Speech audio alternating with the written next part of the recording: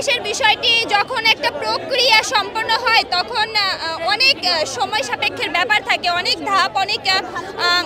ধাপ অবলম্বন করে সেই জায়গায় পৌঁছাতে হয়। সেই জায়গা থেকে আমরা দেখেছি যে অধ্যাদেশ জারি করতে একটু সময় প্রয়োজন, অনেক সিস্টেম আছে এখানে, কিন্তু বর্তমান সময়ে আসলে অধ্যাদেশটা জারি হচ্ছে না। এর পেছনে বিভিন্ন মহলের চক্রান্ত ষড়যন্ত্র আসলে প্রভাব ফেলছে।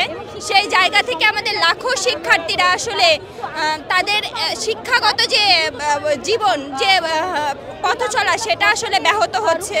আমাদের শিক্ষার্থীদের ভিতরে একটা কনফ্লিক্ট তৈরি হচ্ছে। অধ্যাদেশটা যত কালক্ষেপণ করবে ততই আমাদের এই জটিলতাটা তৈরি হবে। আমরা এখান থেকে আসলে চিরতরে মুক্তি চাই।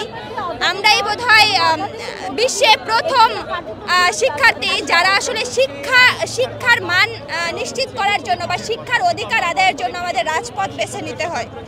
তো আমরা আমাদের একটি দাবি, সেটি হচ্ছে অধ্যাদেশ। এই অধ্যাদেশ জারি করা হোক এবং ভিসি নিয়োগ করে সকল শিক্ষার্থীদের শ্রেণীকক্ষে ফেরার ব্যবস্থা করে দেওয়া হোক।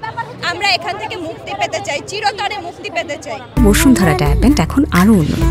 এই হট এয়ার থ্রো টপশিট দ্রুত শোষণ করে সোনামণিকে দেয় কোমল অনুভূতি। দেখেন, ওরা আসলে ষড়যন্ত্রের শিকার, ওদের বিভিন্নভাবে ম্যানিপুলেট করা হচ্ছে।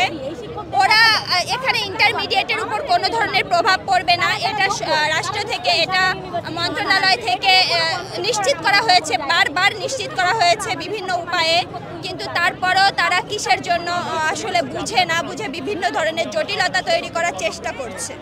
দেখেন, শিক্ষকরা আসলে কি বলবো, এখন এই মুহূর্তে তারা যে শিক্ষার্থীদের পড়াশোনা করানো বা শিক্ষাদান করাই যে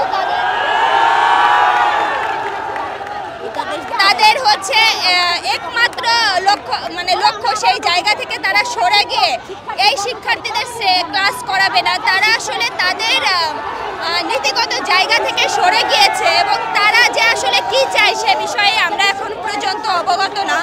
কারণ তারা কখনো বলে আমরা সেন্ট্রাল ইউনিভার্সিটির বিপক্ষে না, আবার কখনো বলে আমরা সেন্ট্রাল ইউনিভার্সিটি চাই না।